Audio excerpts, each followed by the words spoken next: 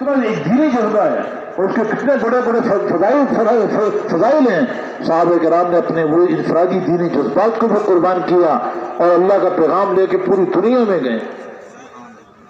میرے محترم دوست بزرگوں، اس کے لیے ہم بھی نیت کریں کہ ہم انشاءاللہ اب ہم اس کا فیصلہ کر لیں کہ ہم زندگی گزاریں گے حضور صلی اللہ علیہ وسلم کا امتی بن کے زندگی گزاریں گے، دائی بن کے زندگی گزاریں گے. جہاں جائیں گے پہلے اللہ کا دین ہے، اللہ کے دین کے تقاضے ہیں، پھر اس کے بعد اپنے دنیا کے کام میں بقدر ضرورت لگیں گے، دین کے مطابق اسراف سے بچتے ہوئے بقدر ضرورت، اور اس دنیا کے کام کو بھی دین کے کام کا تابع بنا کے چلیں گے. اس کے لیے سب تیار ہیں انشاءاللہ بھائی. تو بھائی اصل تو یہ ہے کہ ہماری ساری جان، سارا مال سب اللہ پہ قربان ہو. تو وہ نیت تو کرو کہ جو باقی جان مال بچی ہے یہ ساری لگانی ہے اللہ کے دین.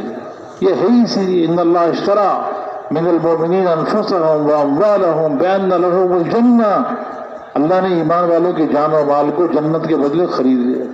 ہم تو بکاؤ مال ہیں، بکاؤ مال ہیں. آج یہ اپنے جان و مال کو قربان کر دے، آج اللہ کے دین کے لیے جان و مال لگا دیں کہ اللہ اس کے لیے جنت میں اللہ تعالیٰ کہتے ہیں دیکھو جان بھی میں نے دی تھی، مال بھی میں نے دیے ہیں، ابھی میرے دین پر لگا دیں، اس کے بدلے میں تمہیں جنت دوں گا. اللہ کتنے سخی ہیں. پھر جان کس نے دی ہے بھائی؟ مال کس نے دیا ہے؟ اپنی چیز کو کوئی خریدتا ہے؟ جس کی دی ہوئی اللہ تعالیٰ کہتے ہیں جان مال میں نے دی تھی نا، واپس کرو، اور اس کے بدلے میں کچھ اللہ کے ذمہ ہے بھی نہیں، کیونکہ اسی کی دی ہوئی تھی اس نے واپس لے لی. لیکن اللہ تعالیٰ کے سخی ہیں. اللہ تعالیٰ گویا کہ کہہ رہے ہیں کہ دیکھو یہ جان مال ہے میری، میں نے تمہیں دی تھی نا، میں سخی ہوں، چلو تمہاری ہو گئی، مان لیا تمہاری ہے، اب مجھے بیچ دو، میں خریدتا ہوں. اپنی چیز کو اللہ خرید رہے ہیں اور اس کے بدلے میں جنت بھی دے رہے ہیں. آج تم میرے دین کے لیے اپنے گاری مٹی کے مکانات کو قربانی دو گے تو جنت میں اللہ اس کے بدلے میں کیا دے گا؟ ایسے محلات اللہ دے گا جنت کے اندر جس کی ایک اینٹ سونے کی، ایک چاندی کی، اس کا گارا مشک کا، ملاتہ المسک، حسباؤہ اللؤلؤ، اس کی کنکریاں موتی کی، حشیشہ الزعفران، اس کی گھاس زعفران کی، اور اس کا عرش، اس کی چھت اللہ کا عرش ہوگا. گارے مٹی کے مکانات، اس کے بدلے میں سونے چاندی کے محلات اللہ عطا فرما دیں. دنیا کے کھانے قربان کیے اللہ کے دین کے لیے، اللہ جنت کے کھانے کھلائے گا. اور ایسے جنت کے کھا لے کہ پرندوں کے گوشت اللہ کھلائے گا. پرندے اڑتے ہوئے جا رہے ہوں گے، دل میں خیال آئے گا، پرندہ خود آ جائے گا، اس کے پاس آ جائے گا، اور حدیث میں آتا ہے کہ ترفع اجنحتها، اپنے پیروں کو وہ اوپر کر لے گا، اور اس کے جو گوشت ہوگا وہ ایک طرف سے بھنا ہوا، ایک طرف شوربے والا، جس طرح چاہے گا کھائے گا. پرندوں کو گوشت اللہ کھلائے گا. دنیا کے پھلوں کی قربانی دی، اللہ جنت کے پھل کھلائے گا. کیسے پھل؟ امثال الخلال والدلا، بڑے بڑے مٹکوں کی طرح، بڑے بڑے ڈولوں کی طرح. جنت کے پھل چھوٹے چھوٹے سے نہیں ہوتے، بڑے بڑے مٹکوں کی طرح، بڑے بڑے ڈول کی طرح. اور کیسے ہوں گے؟ احلی من العسل، شہد سے زیادہ میٹھے.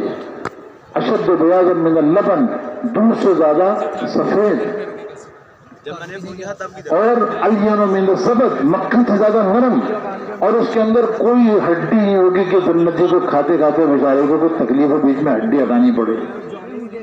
ایسے مزیدار جنت کے پھل اللہ کھلائیں گے، اور وہ پھل خود بخود جڑ جائیں گے. وہ جنتین دان، جنت کے جو پھل برداشت ہوں گے وہ خود بخود جھک جائیں گے. ایک پھل کھاتے کھاتے دل میں آیا کہ اس کی جگہ سیب کھا رہا ہے، دل میں آیا کہ انار کا مزہ آنا چاہیے، تو سیب کھا رہا ہے، مزہ انار کا آ جائے. ایسی مزے کی زندگی اللہ تعالیٰ عطا فرمائیں گے. ایک دیہاتی صحابی نے پوچھا کہ اللہ کے نبی جنت کے جو طوبہ کا درخت ہے اس میں انگور بھی ہوگا؟ ہو سکتا ہے اس کو انگور زیادہ پسند ہو. آپ نے فرمایا کہ ہاں انگور ہوگا. تو انہوں نے پوچھا کہ اللہ کے نبی یہ بتائیے کہ انگور کا خوشہ کتنا بڑا ہوگا؟ آپ نے فرمایا مسیرۃ شہر للغراب لا یقع ولا یبصر. ایک کوا نا، کوا ایک مہینے تک انگور کے خوشے کے گرد اڑتا رہے. کتنا وقت؟ ایک مہینہ مسلسل اڑتا رہے، مسلسل ایک مہینہ اڑتا رہے، نہ گرے نہ سستائے، کوئی وقفہ بھی اس میں نہ ہو. پورا مہینہ اس انگور کے خوشے کے گرد اڑتا رہے، پھر جا کر انگور کا ایک خوشہ پورا ہو گیا. تو وہ کہنے لگے کہ اللہ کے نبی یہ بتائیے فما عظم الحبہ، انگور کا ایک دانہ کتنا بڑا ہوگا؟ آپ نے فرمایا کہ کیا تمہارے ابو نے کبھی کوئی بکرا لائے ہیں؟ تمہارے ابو کوئی بکرا لائے لا کے اس کو ذبح کیا، اس کی کھال اتاری اور کھال اتار کے تمہاری اماں جان کو دی اور اسے کہا اس کا ڈول بنا لینا۔ ہاں بولا اس طرح تو ہوا ہے، پہلے عربوں میں یہ ہوتا تھا کہ بکرا لائے، ذبح کیا، کھال اتاری اور اس کو دباغت دے کے اس کا ڈول بنا لی۔ تو ڈول جب بنائیں گے تو پورا بکرا ہی بن جائے گا نا۔ تو آپ نے فرمایا کہ انگور کا ایک دانہ اس ڈول جیسا ہوگا، اتنا بڑا ہوگا۔ تو صحابہ اکرام بڑے قناعت پسند تھے نا، تھوڑے میں گزارا کرتے تھے۔ انہوں نے کہا اللہ کے نبی اذن لتلک الحبۃ لتشبعنی واہل بیتی، پھر تو انگور کا ایک دانہ میرے گھر والوں کے لیے بس کافی ہے پیٹ بھرنے کے لیے، ہم تو اسے تو گزارش کریں گے۔ آپ نے فرمایا کہ بھائی تیرے گھر والے نہیں بلکہ تیرے سارے خاندان کے لیے کافی ہوگا، وہ جنت کا انگور کا دانہ ہے۔ تو اس سے بہترین پھل اللہ کھلائے گا، آج قربانی دیے کل اللہ اس سے بہترین پھل کھلائے گا۔ دنیا کی بیویوں کو جدائی برداشت کی، جو پتہ نہیں کتنی کمیوں سے بھری ہوئی ہیں، پیشاب، پخانہ، حیض اور نفاس اور پتہ نہیں کتنی کمیاں ہیں، ہر جگہ سے گندگی ہے، اللہ ان کے بدلے میں جنت کی حوروں سے نکاح کرے۔ اور جنت کی حوریں وہ جن کی اللہ اپنے قرآن میں تعریف کر رہا ہے، کأنہن الیاقوت والمرجان، وہ اتنی خوبصورت ہیں وہ کہ یاقوت اور مرجان کے موتیوں میں بھری پروئی ہوئی، جن کی آنکھیں اپنے خاوندوں کو دیکھتی ہیں بس، اور کسی کو نہیں دیکھتی، موٹی موٹی آنکھوں والی اور خوبصورت چہرے والی حور اسے کہا جاتا ہے جس کو دیکھ کر انسان کی آنکھیں حیرت میں پڑ جائیں۔ جنت دیکھے گا نا حور کو اور یہ حیران ہو جائے گا کہ یہ کیا ہے، لو ان بنانا من بنانها بدا لغلب ضوء ضوء الشمس کما تغلب الشمس ضوء النجوم، اگر اس کا انگلی کا پوروا آسمان دنیا پہ ظاہر ہو جائے تو سورج اس کے سامنے ایسے بے نور ہو جائے جیسے سورج کے نکلنے کے بعد ستارے بے نور ہو جاتے ہیں۔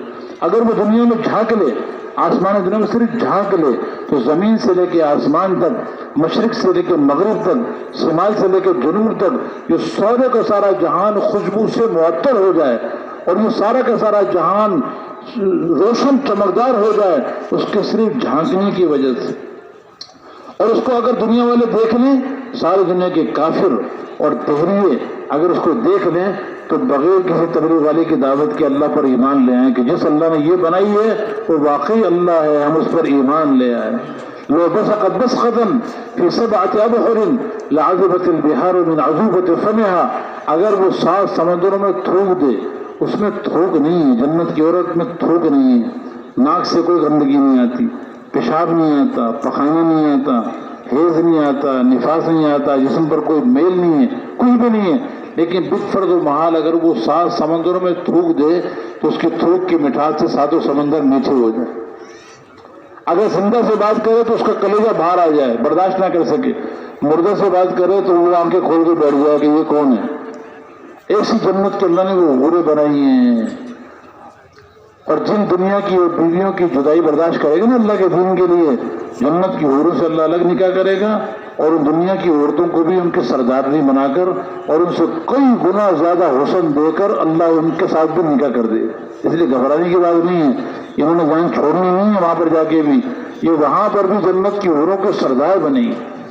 آج موقع ہے اپنی جان و مال کا فیصلہ کرنے کا کہ ہم نے اپنی جانیں لگانی ہے، اپنا مال لگانا ہے، اور سب سے بڑا انعام، سب سے بڑی دولت کیا ہے کہ کل جنت میں اللہ کی رضامندی کے پروانہ پہ، اللہ کی رضا کا پروانہ، اللہ کا دیدار ہوگا۔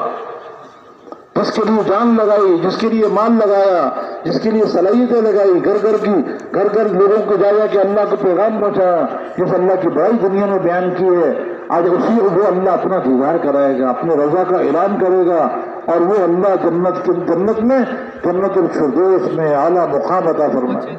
آج موقع ہے میرے محترم دوستوں، جو لوگ اپنی زندگی کا فیصلہ کریں، زندگی کی قیمت لگائیں، یہ زندگی کو قیمتی بنائیں۔ یہ دنیا پہ لگے گی بے قیمت ہو جائے گی، اللہ کے دین پہ لگے گی قیمتی بن جائے گی۔ اس کے لیے خوش قسمت ہے وہ مجمع، یہ جتنے آپ لوگ آئے ہوئے ہیں یہ اللہ ہم کو لایا، آپ خود نہیں آئے ہیں، اللہ لایا ہے، اور یہ اللہ کی محبت کی نشانی ہے، اللہ کے تعلق کی نشانی ہے۔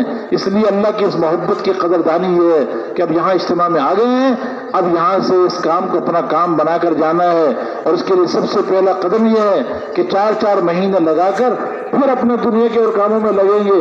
اس لیے اس مجمع کے اندر وہ احباب کہ جو اس بات کے لیے تیار ہیں کہ